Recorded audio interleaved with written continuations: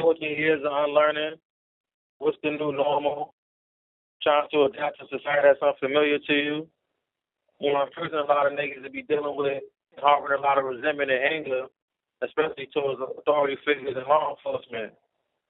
Imagine trying to have it in your head that you want to live a normal, productive life on the outside once you're released from prison, but your psychology was evolved to a vicious us versus them mentality. You know, that was reinforced by the criminals and convicts you were around, and also by the staff and COs. Situations, for example, you have a homie on the prison yard.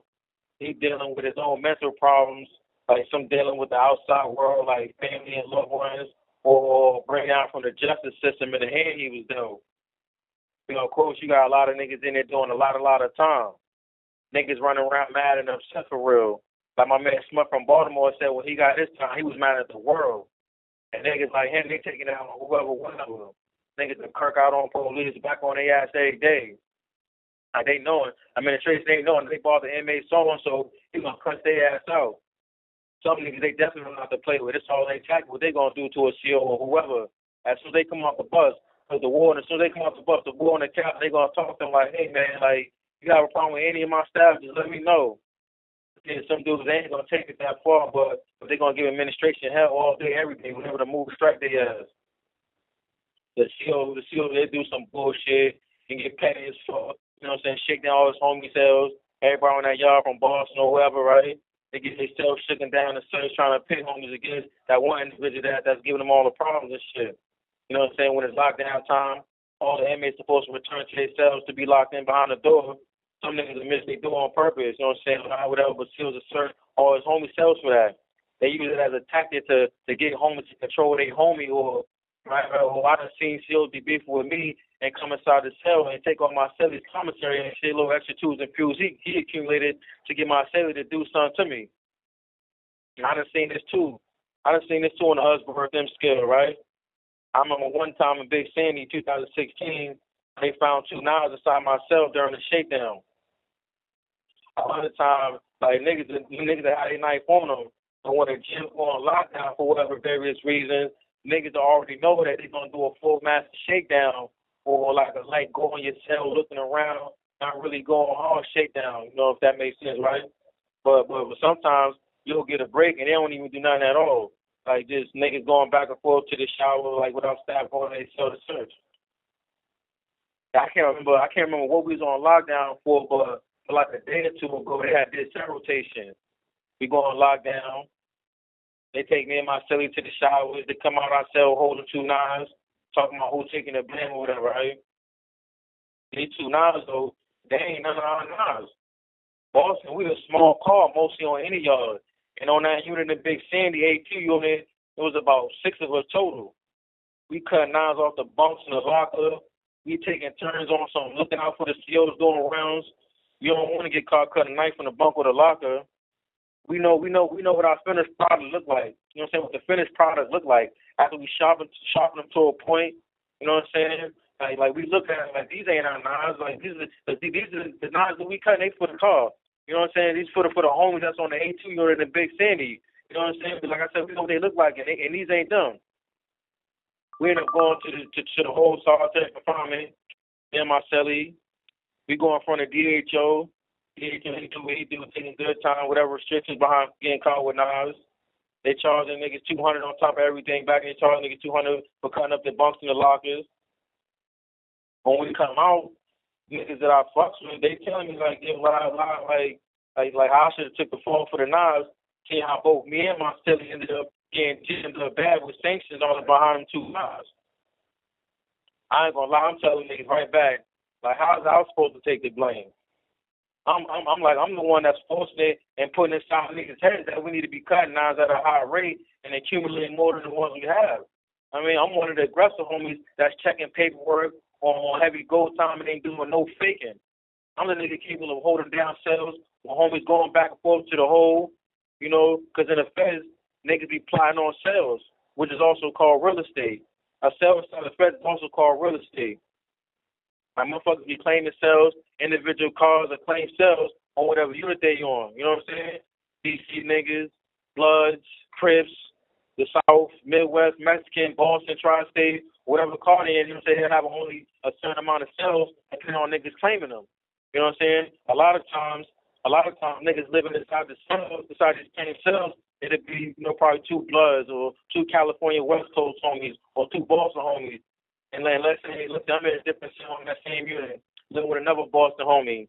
And let's say, so for example, there's a violation to be dealt with and say my facility and another homie living inside the other Boston cell, they have to finish some work, you know what I'm saying, on that other homie inside that different cell for whatever type of, you know what I'm saying, prison violation, you feel me? That's going to leave a vacancy inside that one cell. And niggas and other cars apply trying to move on that real estate if you got people who are holding it down.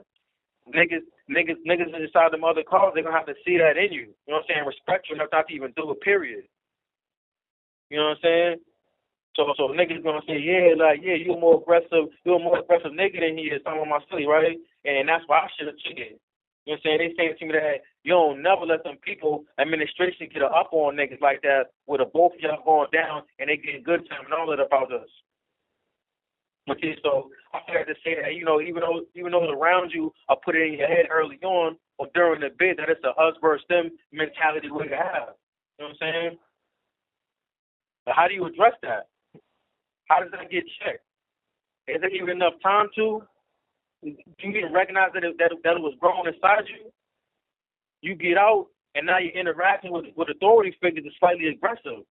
You're giving off the wrong energy because you don't see all staff members stick together. You don't see them deny simple human rights like to see psychology, you know what I'm saying, get medical attention, or they leave another inmate's food in front of his cell, deny him one of his daily meals. I done spoke on that before in a certain interview I did. You know, you'll get treated worse than a dog in a federal penitentiary.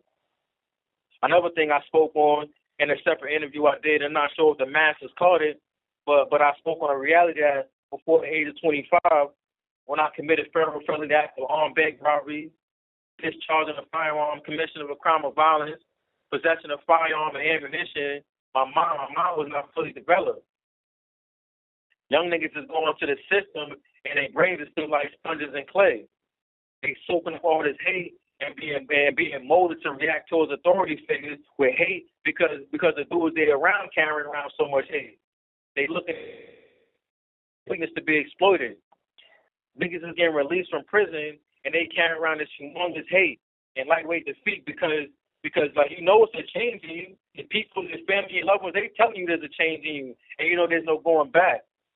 You go 14 years inside a USP federal prison. Niggas going in there and leaving the same. Straight up. It's causing war wounds on their body, but more on their brains. Still productive, yeah. Yeah, it's still productive, yeah. Niggas leaving like that too, absolutely. Niggas be going home game tight, all that. Be going home having an understanding, you know, take responsibility for what they did. You know, say to themselves, the judge and the prosecutor was just doing their job. I had this one kid who one time when I got my fucking system shit, he was like, yeah, I hear you, but we hard on them and they is on us. I didn't know what the fuck he was talking about. So I asked him, like, yo, what you meant by that? And he said, for instance, he's like, you locked up for armed bank robbery, right? I said to him, yeah, that's what I'm locked up for. I ain't even gonna lie. Immediately I go on the offensive because there's two things you don't talk about in jail. And that's one, you don't talk about another nigga case, and two, how much time a nigga got. But anyways, he said you went in there with a gun. Just imagine the trauma some bank tellers got to live with for the rest of their life. It's rare for a nigga to accept that. That's a different type of nigga. You know, because a lot of niggas, they don't want to think about the shit they inflicted on society. You know what I'm saying? Going home remorseful. You know what I'm saying? It's easy just to carry the hate around like fuck society the whole day. I say fuck everybody. Every day you're feeling the flame behind what you did. You're in a whole fucking different environment. You go home untreated.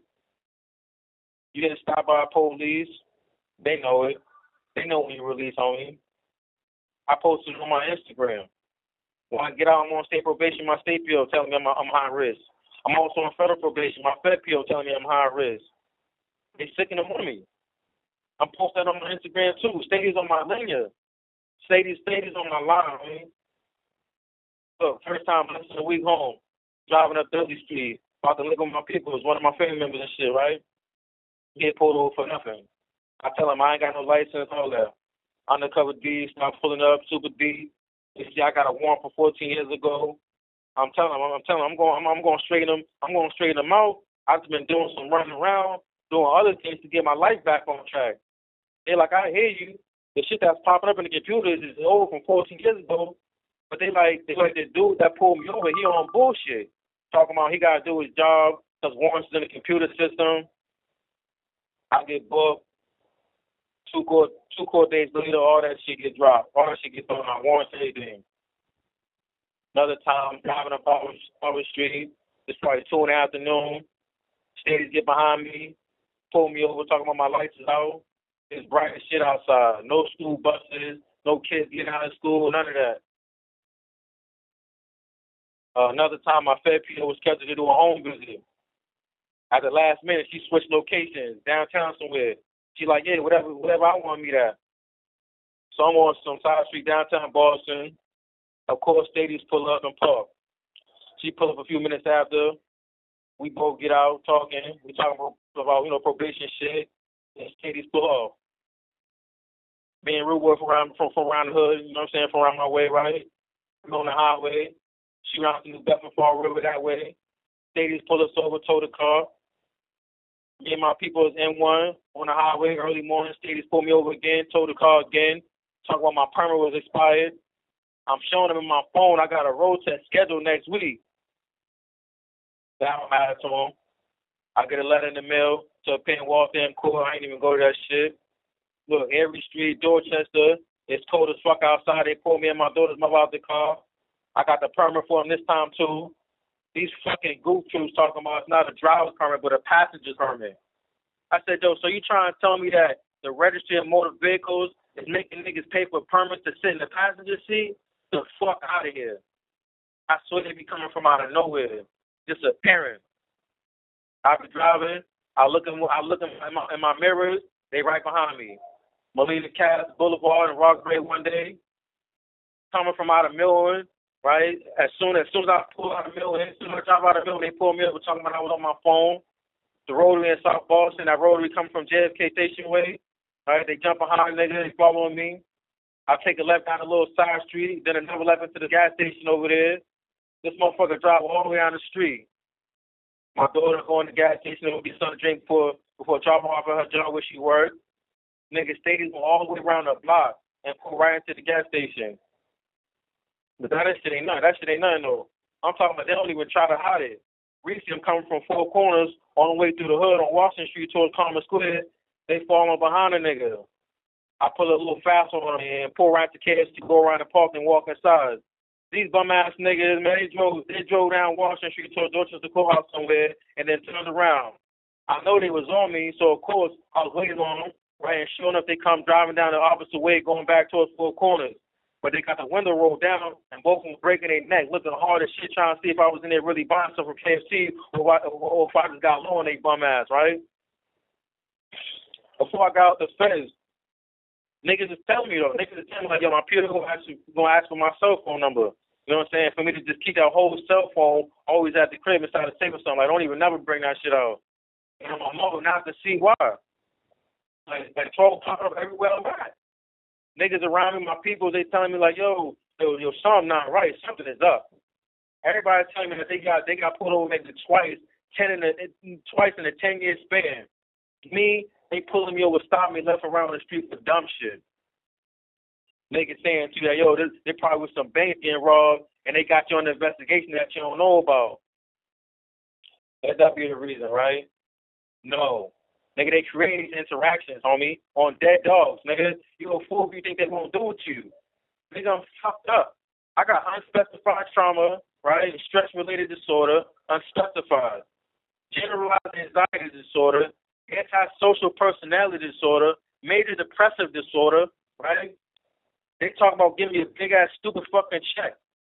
You know what I'm saying? Everybody I spoke to with SSI approved me immediately.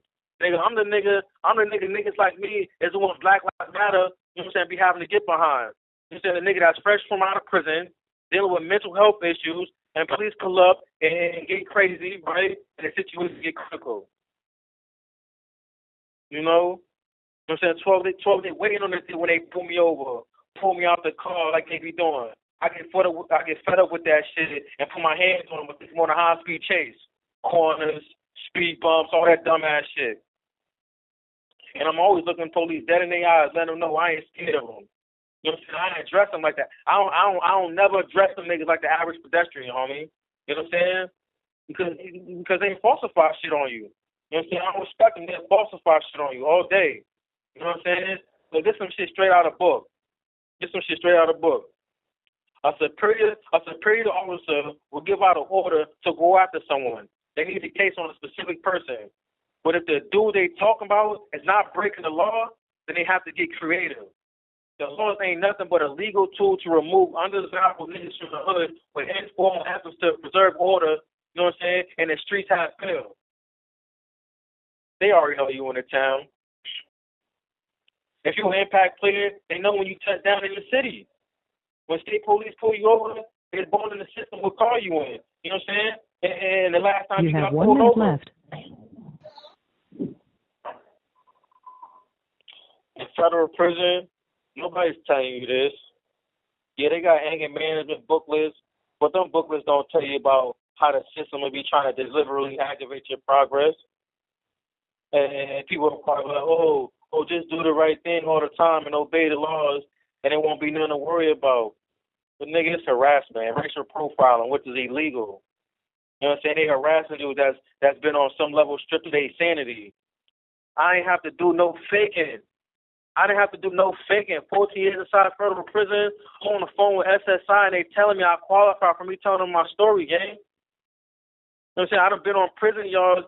I done been on prison yards in the federal system where SEALs is trying to figure out ways to trick you into full-form restraints. You stretched out, shackled, ankles, and wrists to a concrete slab for 24 hours. You got to be mentally strong. You got to know and tell yourself, right, that this circumstance is not about you breaking no prison rules or because they hate your felony crime committing ass. Like, you in their jail. And you know what I'm saying? And they know that we spreading hate towards them amongst one another. You know what I'm saying? Niggas screaming fuck 12 all day. You got some niggas that'll try to match their hate with standing up to administration, right? They try to trick niggas into some bullshit because, you know what I'm saying, because they got so much hate up in them, run around telling niggas, yo, we need to fight against COs because the COs talking about punishing everyone as a whole, but niggas not cleaning their cells, you know what I'm saying, for keeping their cells clean. You know, of course, there's niggas that's going to argue against that shit. Like, nigga, I ain't finna buck and fuck with what I got going on because niggas ain't cleaning their cells. Nigga, clean your motherfucking cell. You know what I'm saying? Like, niggas don't want to fuck with what the next minute got going on with administration. And then when the pen cell mad fucking Tom took all his shit, and now he refusing to clean his own cell, and he mad that he getting a failure every time they come around doing cell inspection. You know what I'm saying? Niggas is fucking crazy. And I came in the feds at a time that when certain niggas got to saying certain shit, that's just what it is. You know what I'm saying? Niggas will make an announcement like, yo, for example, hey, yo, nobody take the tray. At lunchtime, if you take a tray, you got to check in. And that just be what it is. A nigga take a tray if he want to. Bet you niggas pull up to that man's cell, tell him he got to roll out and pack his shit and go. You know what I'm saying? And he could try to talk his way out of it all. You know what I'm saying? He could talk his way out of it like damn, homie, yo, like, I ain't know I was supposed to take a food tray at lunchtime. Niggas gonna be like, yo, niggas made the announcement, you know, for the whole unit to hear. Everybody heard it. What you gonna do? And them niggas hoping you say you refuse to check it out, you make someone. Just so that they be the reason why niggas from then on start to piss by calling you Pikachu, nigga. Because there's gonna be so many knives to fix at you. Niggas gonna stab the fuck out you for real. Trust me when I tell you, the feds is 95% mental. So much shit is going to be coming at your mental, and then they just release you. They just release you to be a son. They just going to release you to be a brother, or uncle, or father. You know what I'm saying? Like, growth, I ain't get a chance to, that's what I was doing, I ain't get a chance to go to the halfway house, you know, get the whole 6 months help niggas need. You know, I went straight out, driver's license, getting my housing situation situated, establishing weekly therapy sessions with a qualified psychologist so I can talk about what's going on inside my head. You know, I think that's been one of my biggest growth factors is sharing You know, when I first got locked up before by the feds, you know, they do a PSR, a pre-sentence report, and they go digging shit up from your past. They do an investigation into your whole life, shit that my people strategically kept on the wraps, you know, for the sake of my mental growing up. You know, all that get brought to light by the feds. You know, when I was a baby, a cigarette burn was found on my arm, and I got taken away and placed in a foster care. You know, of course, like they played on my mind during my bed. It's not that much of a big deal, but it crossed my mind a time or two. You know, maybe it caused some of my anxiety. Always looking to the next thing. Doing all that transitioning from home to home, house to house. You know, never settling into something sturdy, you know. Prison do the same thing too. Bounce you all around, keep you unsettled. But yeah, I shit more down than when I was in prison, you know, than when I was younger. I ain't have no chill button. You know, I ain't have no mind. But what y'all niggas do? Moving off emotions and shit. So yeah, being able to more and more effectively learn how to share what's going on within my head is growth to me. You know? Also growth in my confidence, like within me, but like through a different lens. You know, as a man while in the feds, I developed the ability to speak more fluently and clearly. You know, and then you dealing with niggas that was leaders of 100-man indictments, niggas who been capable of thinking and leading their whole hood or they everyday niggas. You know, having to think for themselves and other niggas for a long time. You know, a lot of niggas be book smart too, so every day could be a learning experience. You know, your level of confidence will change when you converse with mental giants, especially when they backing that shit up with action. You'll build a bond, you know. And it could be your own homies too, you know. You'll be like, damn, niggas really got my best interest and got my back whenever I might be slipping. And, you know, you'll see your confidence growing because the experience done changed from the steps you're running. Since I've been home, at times I'm sitting with the ladies in my household, you know, whatever the base of the conversation, you know, feels like as a man thinking of ourselves, black man guide to the black woman, the Willie Lynch syndrome, you know. It's definitely a much bigger difference in confidence when you know that they got your best interest and really got your back. It's a different feeling, you know, make me want to teach more, make me want to do more. Show like Scarface, let me say like the world is mine. But yeah, it took me a long time to get to this point.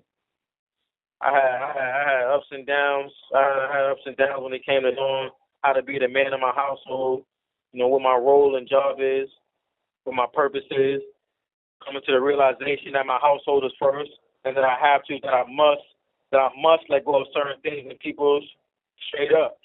You know, straight up, other people don't belong in your household. You know, so not their presence, their opinions, none of that shit. You ask yourself why I live with that shit.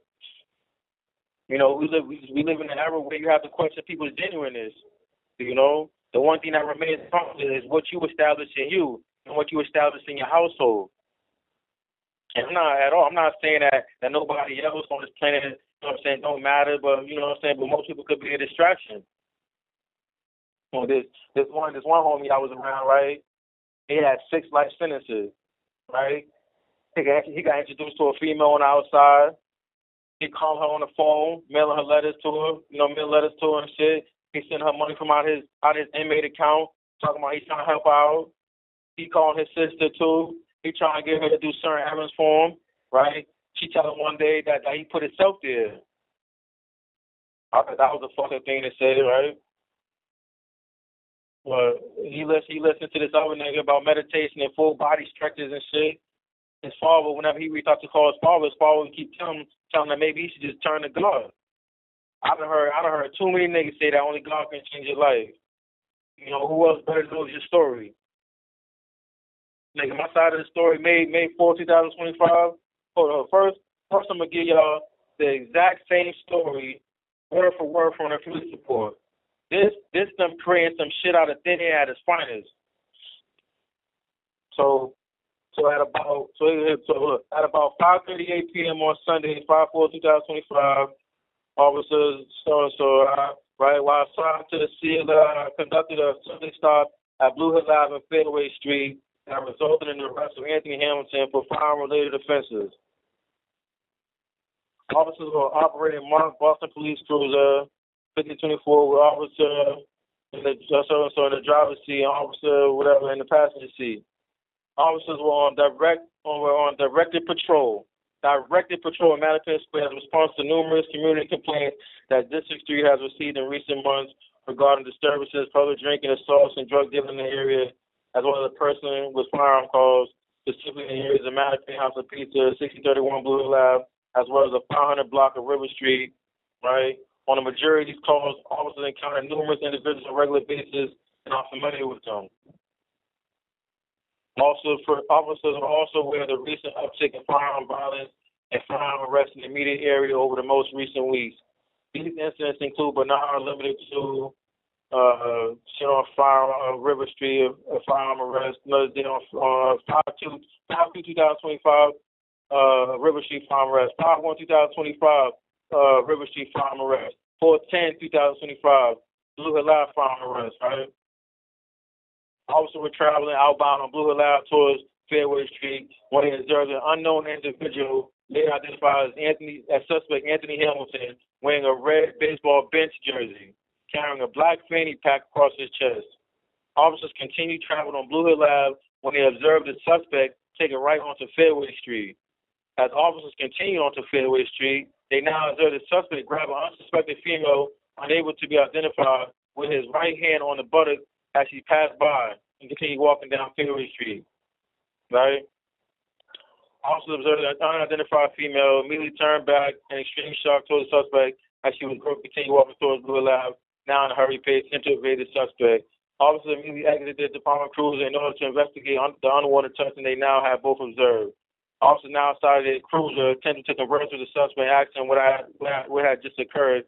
Officers continued to ask the suspect why he had just touched the innocent female on the buttocks, in which he continued to state, "Hell no, bro," over and over, and we don't know what we're talking about. As officers were attempting to further investigate, they were now approached by an unknown male who stated to officers, pointing at the suspect, that his girlfriend was just groped as well. At this point, the suspect now attempted to distance himself from officers and began to cross the street away from officers. Officers deemed that they were now going to detain the suspect in order to further investigate the crime that had been committed. Officers attempted to grab onto the suspect's arms, in which he immediately attempted to pull away and further walk down the street. Now, officers grabbed onto the suspect and attempted to take him to the ground when the suspect began violently resisting. Officers demanded the suspect on numerous occasions to put his hands behind his back, which he refused and continued to violently arrest, attempting to push officers away from him. At this point, officers were able to take the suspect down to the ground in attempts to place him into handcuffs. The suspect continued to violently resist, knocking officers' radio embargo on camera. Officer was able to pull the suspect's fanny pack, which was now underneath the suspect's body, where his hands were located, out from underneath him, and placed it off to the side. Officers were able to request assistance over Channel 3 in attempts to place the suspect into custody. At this point, all these officers arrived on scene and were able to place the suspect into custody. Officer now observed the fanny pack that was lying on the ground next to where the altercation had occurred. Officer Barboza then conducted a password of the fanny pack through his training and experience that alerted officers that there was a firearm inside. Officer then opened the fanny pack to confirm that it was in fact a firearm. It should be noted also located inside the fanny pack was a Social Security card with the name Anthony Hamilton. Now with numerous other B3 units on scene, the suspect continued to resist, kick, and fight. Officers attempted to place the suspect into the back of a marked cruiser. Officers then had to shackle the prisoner's legs to prevent him from pushing off of the marked cruiser, and now were able to place him in the back of the patrol wagon. Officer was able to make his way to a Blue Lab, where he began to speak to an unidentified male who had approached officers, fired, and said that his girlfriend had been touched as well, right? Said his victim, she only spoke Haitian Creole, pointing at her buttock area over and over, while her boyfriend stated that the suspect grabbed her in that area a few moments ago while on the corner of Blue Hill Ave and Fairway Street. The detective, sergeant, whatever, and detective, whatever, arrived on scene to take photographs, process, and take possession of the firearm. The firearm was determined to be a black Smith & Wesson 9mm semi-automatic with a magazine capable of holding 10 rounds of ammunition. The magazine contained 6 live 9mm rounds and 1 live 9mm round in the chamber. The officer, whatever, demanded the suspect license to carry a firearm, in which he refused to respond. CGIS inquiry on scene revealed Anthony Helms did not possess an active license to carry a firearm in Massachusetts. The transport suspect back to the district BT without incident. Anthony Helms will be charged with the following in Dorchester District Court: firearm serial number displays, firearm without FID card, ammunition without FID card, firearm carried without license loaded, and beating A and B on person, forcing over and resisting arrest. Now, first off, they gave themselves up in the beginning, talking about they see me with the jersey on and the fanny pack. You talking to me right there. I've been to the corner, they've been to the corner too, right?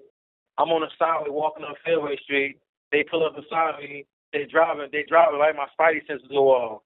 I look to the left and I see them. Me, I keep pushing. I'm tied up with this fucking fanny pack, right? So they say, right?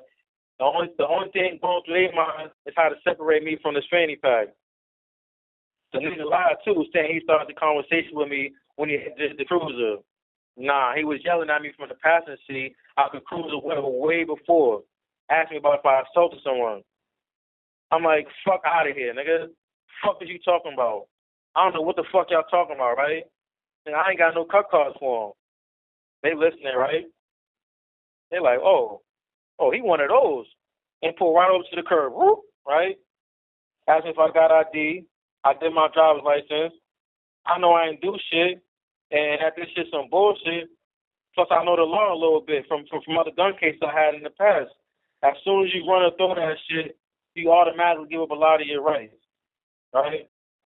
So one nigga go to the cruiser to run my name, and the other one, he's standing there, he keep going on and on, run his mouth, trying to trick me into some shit, keeping up with the whole me assaulting somebody's story, right?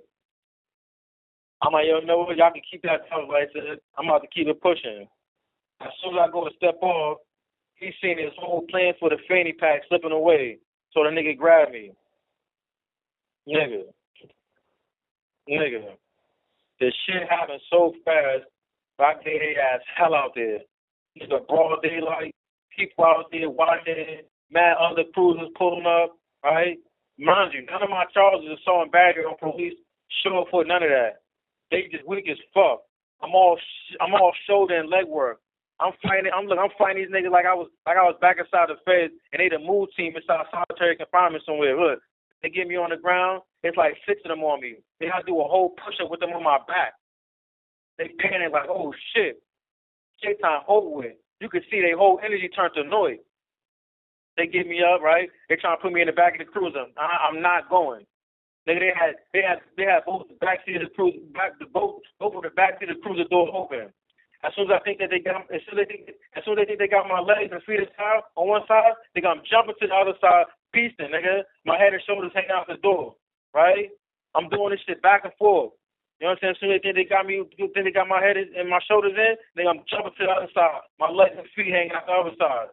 Doing this shit back and forth till they put the shackles on my ankles and grab me out the back of the cruiser. They're like, fuck that. That shit not gonna work. They need the paddy wagon for a nigga. I'm still not going for nothing. It's a whole thing even with that. These niggas weak as shit. Keep talking about it's over. They're gonna start punching me in my start punching me in my face, right? They saying that shit give me even more hype. Right? I'm trying to back in the paddy wagon.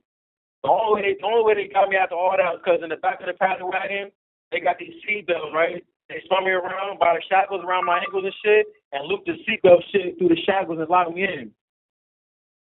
There's probably like 13 of them in the back of the paddy wagon.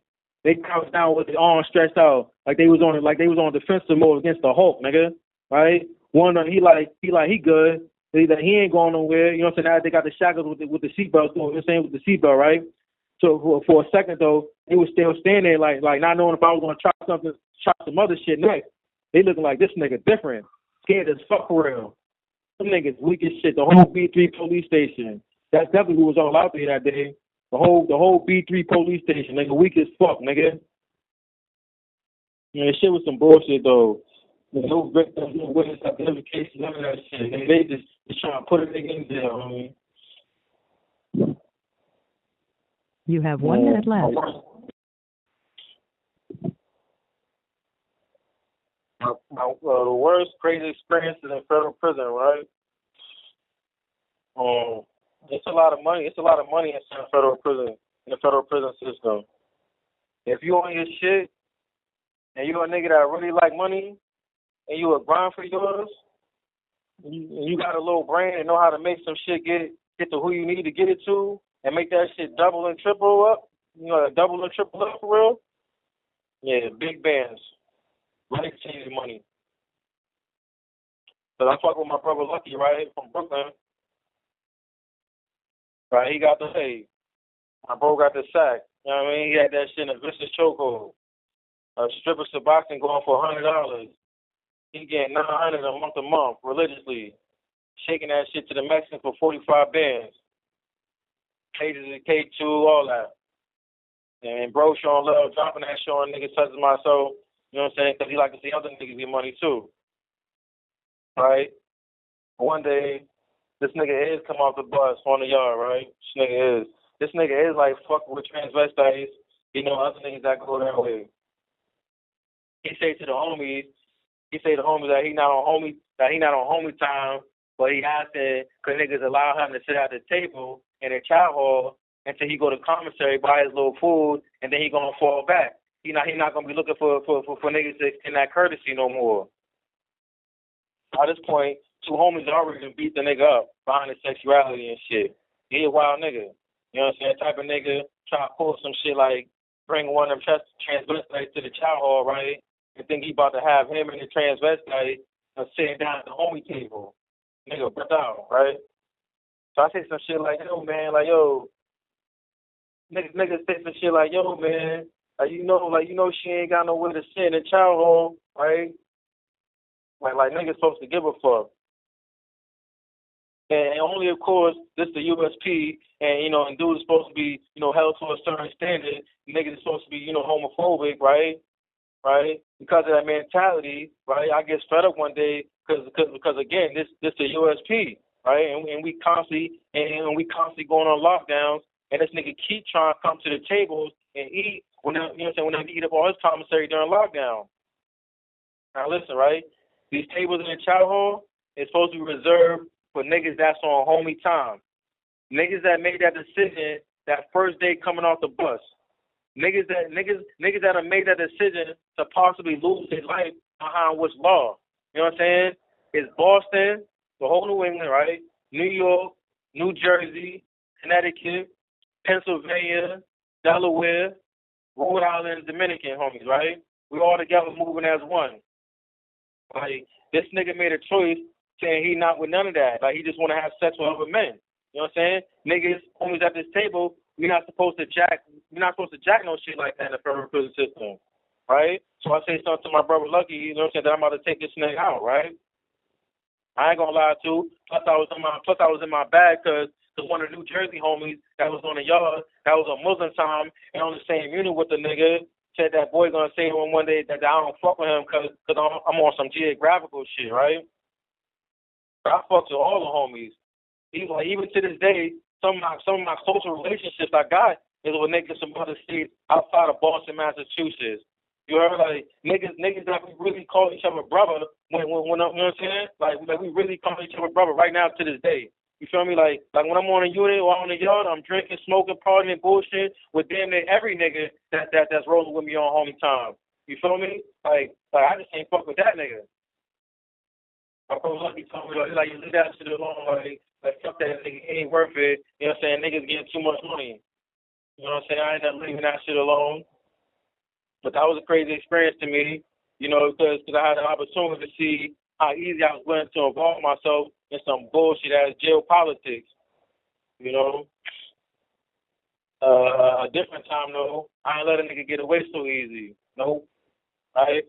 This other nigga from Boston, right? He come off the bus on the yard, right? We on lockdown. The whole jail on lockdown. they about to put this new nigga in one of our Boston cells. It's a Boston homie already inside the cell. You know what I'm saying? That he officially on homie time. You know, the nigga that's already inside the cell. Like, he officially on homie time. You know what I'm saying? That's the decision and the choice that he made first day he came off the bus. So this day, this other nigga that just getting there, this nigga that's inside the cell, he asked the new nigga, like, where you from, what time you on? You know, because by law, you don't have to accept the new nigga inside the cell. And if you don't want to, especially if the nigga not trying to make it be known, he rolling with the Boston car, wrong or right. The homie that's inside the cell, you know what I'm saying, once the new nigga say he from Boston, he allowed the nigga inside the cell to, you know, to be cell buddies or whatever. I think we ended up coming up off lockdown later that day, right? Me, out of show respect for the new nigga, for the new homie, and the niggas I fucks with and other cars on my unit, right? I introduced the new homie to my niggas I fucks with, letting them know that he my homie. You know, more or less, I ain't gonna lie. This also me saying what I was saying, letting niggas know that he new here, right? That I'm gonna lay down all the rules to him, right? I have some patience with my homie. Anything go on, he one of ours. You know what I'm saying? You can holler at us, worst case scenario. And any nigga I fucks with, they're gonna show him some courtesy and show love, mainly because niggas know, you know what I'm saying, niggas know how it is when you new. Just coming off the bus. You don't really know what's going on and you don't know nobody. You know? So after that night, the next day, this new nigga, he gonna tell you that he not trying to be on homie time. Right? Now to be totally real, right, there's nothing wrong with that. Like, some niggas don't want to be held to that standard, having to have that obligation that come with, you know, being inside a car. But from Boston, you gonna show your paperwork, homie. You not finna be running around here hot as shit, done told on somebody back home, gave a nigga a life sentence. You know what I'm saying? You could be on man time all you want, but you're not about to walk this yard and you're a whole snitch for real. You know what I'm saying? From Boston, we not going like that, right? I tell the homie that's in the cell with the new nigga, right? I say, yo, that new nigga, he got to get the fuck out that cell, because that cell is reserved for niggas that's on Boston homie time, that's on Boston shit, wrong or right, nigga. You know what I'm saying? So me, right, I'm letting all the niggas on that unit know that he not on Boston homie time, that nigga by himself. You know what I'm saying? He made a choice saying that he not rolling with niggas. You know what I'm saying? The new nigga, first, he try to tell niggas he going to move out the cell, right? He going to move out the homie cell and go move to a different cell with this DC nigga. Now this DC nigga, he nigga was a nigga that they would call a wild nigga. You feel me? Now, very weird character. You know what I'm saying? And none of his homies would be willing to live inside the cell with that nigga under no circumstances. They don't give a fuck if they both from DC. None of that shit. You know what I'm saying? They not doing it. They know that, and they know that anybody even considering moving in the cell with that specific nigga have to be just as wild, waiting on nothing. I say to my brother Bristol, right, from all over in New York and Yonkers, right? I say, I'm like, yo, that new nigga. I say, yo, he getting the fuck out that Boston cell and basically fuck that nigga. He about to move in the cell with the nigga from DC, right? My brother Bristol, he's like, yo, you know, I really fucks with him, right? And he know that even though New York and Boston wasn't a car, you know what I'm saying, as one on that yard in Big City at that time, right? He knew that I'm gonna push my knife for him, wrong or right.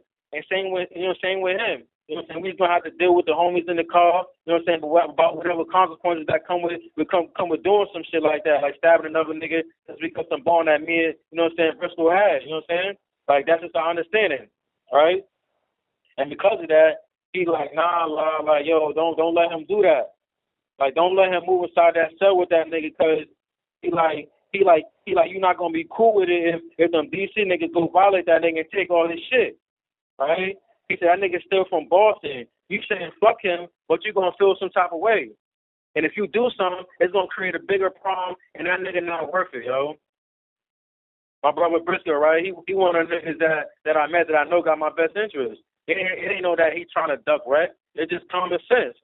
I could just make the nigga leave unit, check the nigga in, and it'd be just a car issue versus the nigga getting violated and robbed by DC niggas, and I'm feeling some type of way because I'm young, been manipulated to care about penitentiary life, and not wanted on my name through the Bureau of Prisons that live stood around and let the Boston nigga get violated, right? You know what I'm saying? Because that's how the story gonna get told.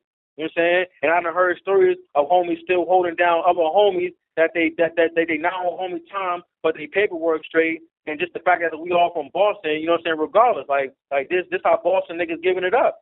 You know what I'm saying? Who give a fuck? This is what we doing. You know what I'm saying? We for each other, black, Hispanic, whatever. You feel me?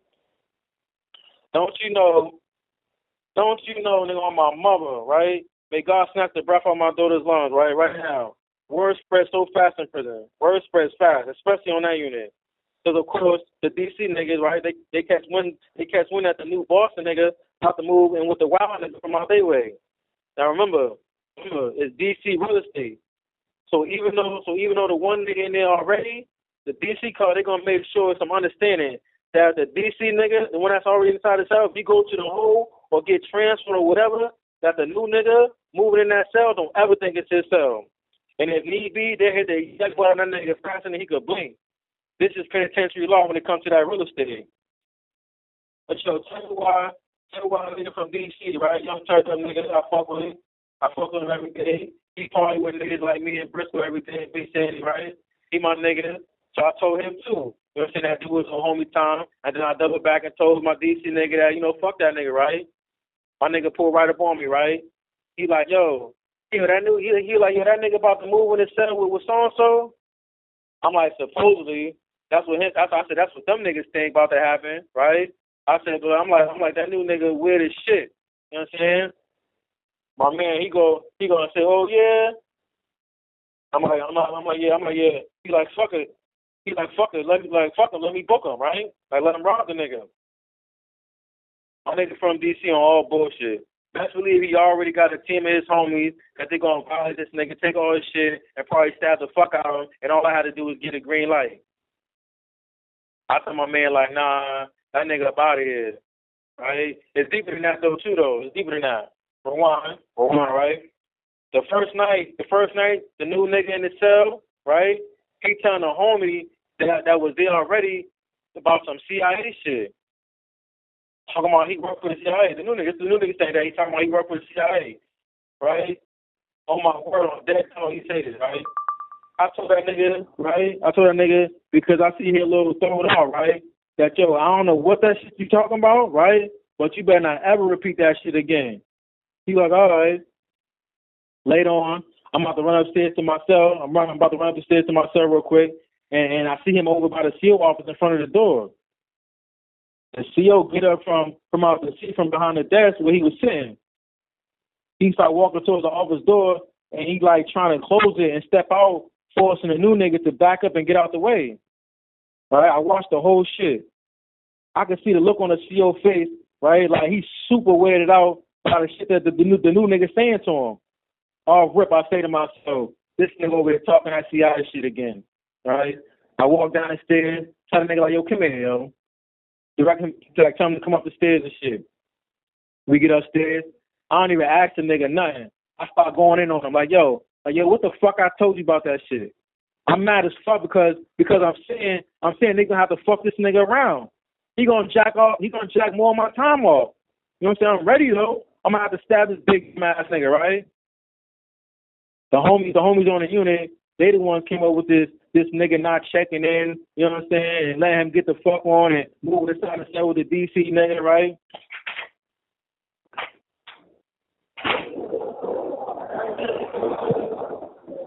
Hold on. Not to holler at bro. I tell niggas, right, that option is dead. He got to go. They try to tell the new burnt out nigga to just go to the hole. And when niggas find themselves wanting to stay in somewhere on the yard, I'm gonna have administration get him out the hole, and he gonna be straight from then on, like doing his time and shit. He start talking about letting him go to Conversate first tomorrow, the next day. He wanna cook some food first. He just coming off the bus from transit and ain't had a decent meal. These niggas act like they was jacking that shit, right? I'm looking at the homie who have to be living in the cell with the nigga that night, right? Like, you dumbass nigga, right? I'm looking at this like, you dumb as shit. Like you don't know this new nigga. He really burnt out and throw it off for real. Like, you know what I'm saying? Like a motherfucker. This nigga fuck around and snatch you off the bunk in the middle of the night, split your whole shit open, nigga, and just dog you out. You know what I'm saying? I tell the new nigga like, yo, you ain't got no tomorrow option, nigga. That shit dead. You gotta leave tonight right now, nigga. Right? This nigga gonna jump out the chair with his eyes on Buck, like talking about like, who's dead? Who's dead? Right? And why he do that? Nigga, I stabbed the fuck out that nigga. Right? In the cell, out the cell, all down the chair. Nigga, I'm trying to tell you, medical walk by later, right? When I'm in the holding cell, they're like, yo, you better hold, he gonna die.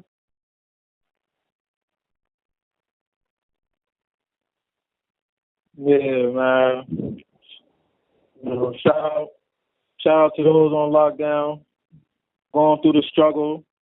And they said to me one day when I said jail for the birds, hey, you can't say that. When niggas out there hustling, you know what they that's only on way out. They got niggas talking. Where else they going? Where else they gonna go? You know what I'm saying? So shout out to prison yards. You know what I'm saying? Niggas taking it a day at a time. You go on me.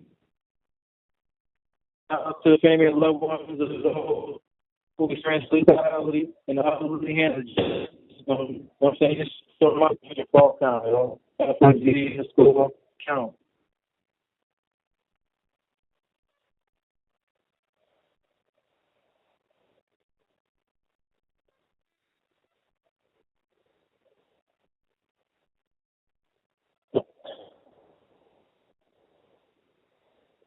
Yo.